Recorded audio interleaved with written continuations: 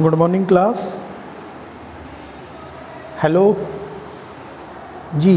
तो आज जो हम टॉपिक अपना स्टार्ट करने जा रहे हैं from the class 10th, that is female reproductive system. In last videos we discuss about the asexual reproduction और then sexual reproduction in flowering plants, then we discuss about male reproductive system. Now here we are discussing about female reproductive system humans के लिए। ठीक है, अब अगर हम बात करते हैं डायग्राम की यहाँ पे, तो यह हमारे पास एक डायग्राम है एक्सटर्नल आपका जो एक तरीके से आउटलाइन ड्रॉ किया हमने फीमेल रिप्रोडक्टिव सिस्टम की। अब इसके अंदर क्या है कि female reproductive system consist a pair of ovaries,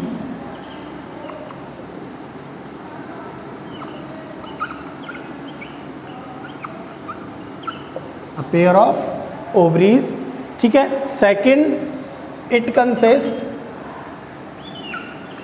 oviduct, then third part अगर हम बात करते हैं that is uterus, fourth part here we discuss about that is cervix, and fifth part हम बात करते हैं जेंडर वजाइना। ठीक है, these are the basic parts of female reproductive system we have to discuss in this topic, right? Here we are discussing about the female reproductive system. ठीक है, अब in female reproductive system की अगर हम बात करें तो हमने यहाँ पे पार्ट्स के बारे में बात की थी कि हमारे पास क्या क्या है, वन पेयर ऑफ ओवरीज हैं, ओविडक्ट है, यूटेरस है, सर्विक्स है और वजाइना। ये कुछ सम पार्ट्स हैं हमारे फीमेल रिप्रोडक्टिव सिस्टम के अंदर। ठीक है, अब अगर हम बात करते हैं ओवरीज के बारे में, तो ओवरीज क्या है बेसिकली, जिनको हम क्या कहते हैं, primary sex organ.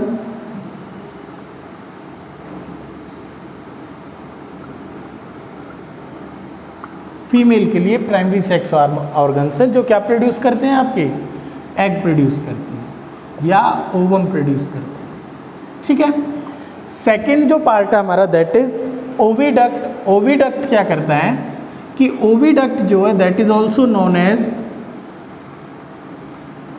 Fallopian tube.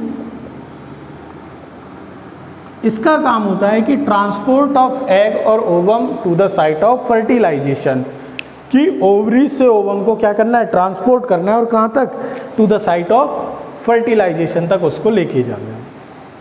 ठीक है, अच्छा, ओविडक्ट जो है बेसिकली 4 पार्ट से मिलके बनी हुई होती है।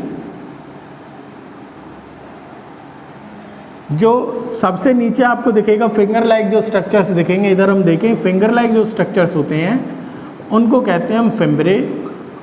ये ओविडक्ट या फैलोपियन ट्यूब के पार्ट हैं। इसके बाद एक ब्रॉड पार्ट होता है जिसको कहते हैं हम इनफंडिबुलम। इसके बाद ये वाला जो पार्ट है ये कहलाता है एम्पुला और हेयर इस्थमस। ठीक है, तो ओविडक्ट जो है बेसिकली कितने पार्ट से मिलके बनी है, आपकी 4 पार्ट्स हैं इसके अंदर। ठीक है, अब आगे हम यूटेरस की बात करें। यूटेरस जो है इन्वर्टेड पियर शेप स्ट्रक्चर है इसका।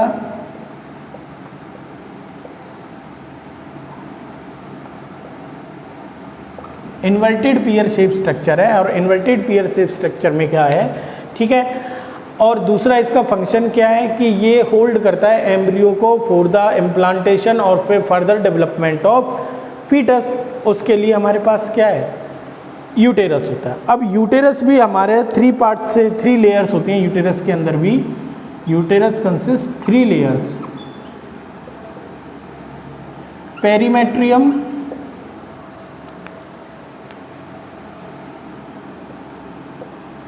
पेरीमेट्रियम, मायोमेट्रियम और एंडोमेट्रियम। ठीक है, 3 पार्ट्स, 3 आपके पास यहाँ पे क्या है, यूटेरस की जो है आपकी लेयर्स है। कौन कौन सी है, पेरीमेट्रियम सबसे आउटर वाली लेयर होती है, मायोमेट्रियम मिडिल वाली लेयर होती है और एंडोमेट्रियम ये सबसे अंदर वाली जो है इनर लेयर जो है आपकी that is endometrium.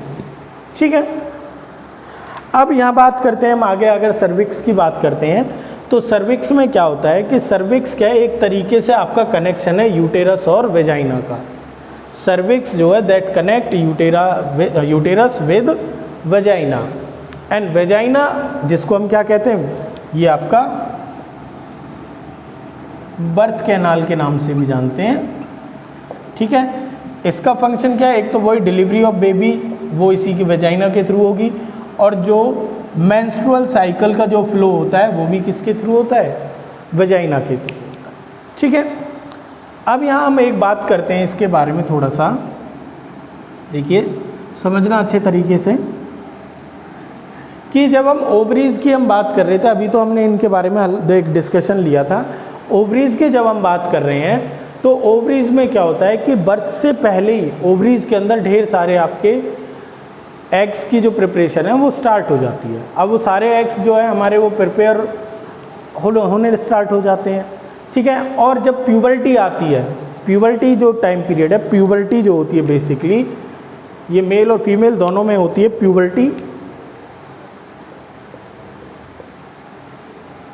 Puberty means sexual maturation of an individual.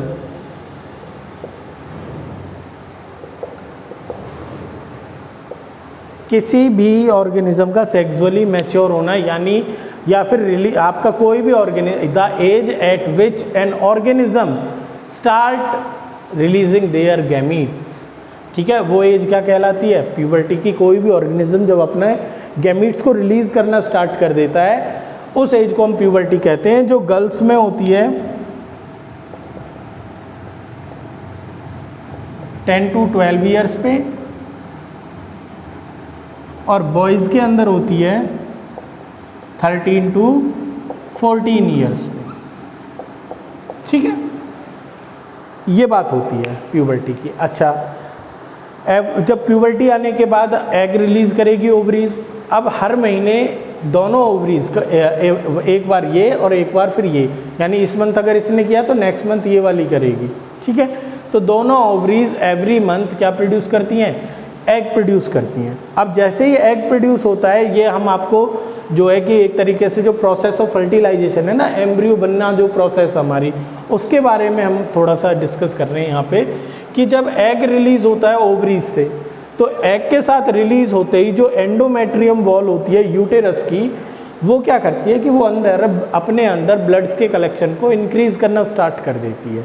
अब वो ये सब क्यों करती है, अपने आप को मोटा क्यों बनाती है एंडोमेट्रियम वॉल, कि अगर बाई चांस हमारा फर्टिलाइजेशन हो जाता है, एग का जो है फर्टिलाइजेशन हो जाता है, तो जाइगोट बनेगा, जाइगोट के बाद एम्ब्रियो बनना है, तो उन्हें न्यूरिशमेंट तो चाहिएगी, तो उस न्यूरिशमेंट के लिए वो यहाँ पे क्या है, अपने अंदर ब्लड को कलेक्ट करना स्टार्ट कर देते हैं, ठीक है। इसके बाद क्या होता है, मैं आप अब आगे बात करते हैं कि यहाँ से एग रिलीज हुआ, और एग रिलीज होगा है, ठीक है, और इधर से साइड से आपके स्पर्म एंट्री करेंगे वेजाइना के थ्रू, ठीक है, कि एग जो रिलीज होते हैं यहाँ से, और वो पहुँचते हैं फिर at the site of fertilisation, at the site of fertilisation जब वो पहुँचते हैं। और कौन सी होती है, क्वेश्चन ये भी आ जाता है, what is the site of fertilization, या where does fertilization take place, इस तरीके से भी क्वेश्चन आ जाता है। तो fertilization basically take place at the junction of ampulla and isthmus,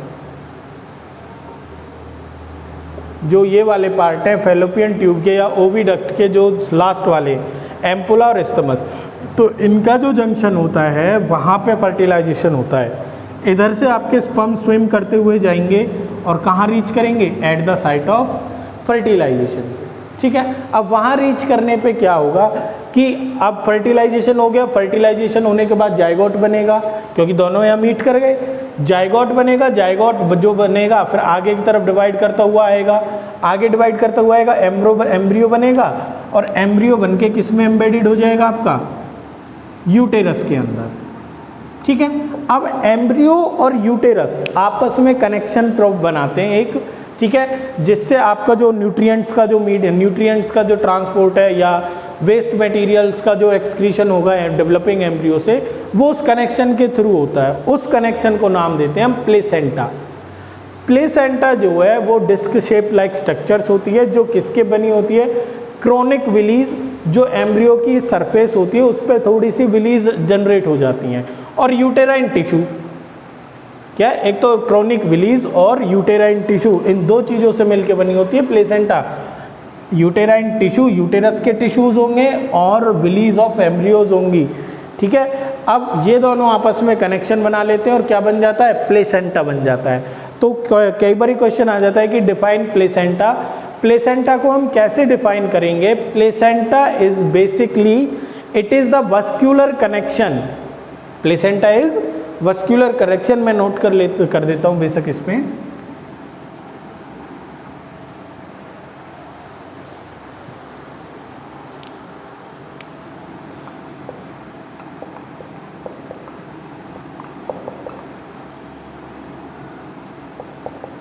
it is the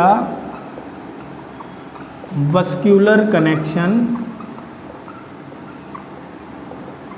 between mother and developing fetus, ठीक है। तो कनेक्शन है आपका, एक वस्कुलर कनेक्शन है किस किस के बीच में, मदर और डेवलपिंग फीटस में, जो क्या काम करता है, एक तो provide the nourishment to the foetus, या डेवलपिंग एम्ब्रियो जो है उसको क्या प्रोवाइड करेगा, ये न्यूरिशमेंट, आपका न्यूट्रिशन वगैरह जो भी मदर की बॉडी से आएंगे, और साथ के साथ ऑक्सीजन ट्रांसपोर्ट वगैरह करेगा, वहाँ से CO2 या वेस्ट मटेरियल को निकाल के एक्सक्रीट आउट भी करवाएगी। वो सारा फंक्शन जो है वो कौन करता है, बेबी आपके डेवलपिंग एम्ब्रियो के लिए प्लेसेंटा करती है, ठीक है। उसके बाद फिर उनकी जो डेवलपमेंट है लेटर ऑन, फिर आपको पता है फिर पार्चुरेशन जो आपकी डिलीवरी टाइम पीरियड होता है, वो सारी बात आ जाती है। अब अगर हम बात कर रहे हैं, ठीक है, अगर अब आगे की तरफ हम बात करें, आगे क्या होगा, अब यहाँ क्वेश्चन ये अराइज होता है, ये तो बात हमने बता दी कि भाई फर्टिलाइजेशन हो रहा है तो किस तरीके से होगा, ये फीमेल रिप्रोडक्टिव सिस्टम के अंदर हमने बता दिया। अब क्वेश्चन ये अराइज होता है कि what happen if egg is not fertilise, right. अब क्वेश्चन तो यही है भाई, देखो जब एग फर्टिलाइज हो गया तो हमें पता चल गया कि भाई फीटस भी बनेगा, प्लेसेंटा भी आ जाएगी, यहाँ पे ये जो वॉल है ये थोड़ी सी मोटी कर हो जाएगी अपने आप को ब्लड को इकट्ठा करके, राइट, ताकि न्यूरिशमेंट मिलती रहे। अब क्वेश्चन यहाँ ये अराइज होता है कि भाई व्हाट हैपन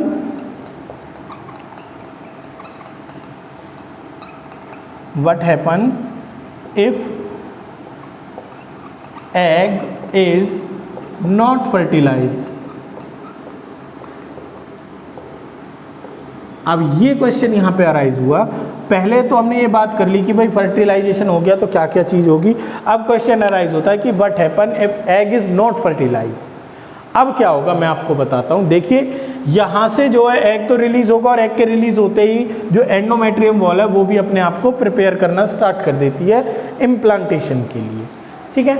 अच्छा, जहाँ से हमारा एग निकलता है, जिस जगह से ओवरी में से, जिसको हम ग्राफियन फॉलिकल्स कहते हैं, ठीक है, उन ग्राफियन फॉलिकल्स में से जब एग निकल जाएगा तो वहाँ पे स्पेस खाली रह जाता है। उस स्पेस के अंदर येलो कलर बॉडी कलेक्ट होना स्टार्ट हो जाती है, जिसको कहते हैं हम कॉर्पस लूटियम। ग्राफियन फॉलिक जो एम्प्टी ग्राफियन फॉलिकल्स हैं,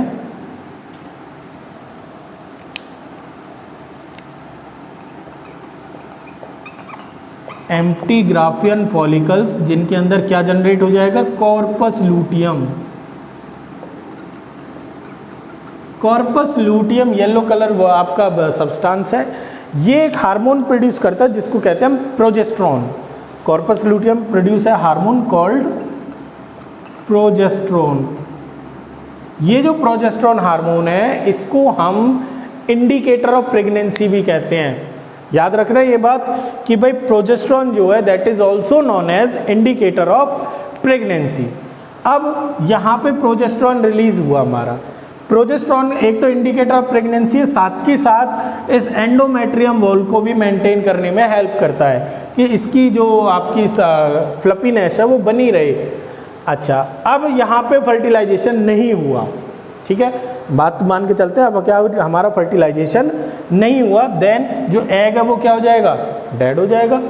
एग डेड होगा और इसका जो लेवल है प्रोजेस्टेरोन का वो ब्लड में डाउन हो जाता है, गिर जाता है। जब तक इसका लेवल में बढ़ा, आपके ब्लड में बढ़ा रहेगा तब तक ये वॉल मेंटेन रहेगी, लेकिन फर्टिलाइजेशन नहीं हुआ तो इसका लेवल क्या हो जाता है, डाउन चला जाता है ब्लड के अंदर। जैसे ही लेवल डाउन गया तो जो ये वॉल है, एंडोमेट्रियम वॉल जो है यूटेरस की, वो क्या हो जाती है, अनस्टेबल हो जाएगी। अनस्टेबल हो जाएगी तो ये ब्रेक हो जाती है। अब ब्रेक हो गई, ब्रेक होने में जो इसके अंदर ब्लड इकट्ठा हुआ था वो सारा का सारा क्या है, बाहर आपकी यूटेराइन कैविटी में आके और वेजाइना के थ्रू आपका निकल जाएगा। किसको लेके, डेड एग को लेके। इस प्रोसेस को हम कहते हैं मेंस्ट्रुअल साइकिल। ठीक है, जो ये प्रोसेस होती है गर्ल्स के अंदर मेंस्ट्रुअल साइकिल, उसका का रीज़न ये है। ठीक है, अब मेंस्ट्रुअल साइकिल जो है वो एवरी 28 या 29 डेज पे ऑलवेज रिपीट करती है।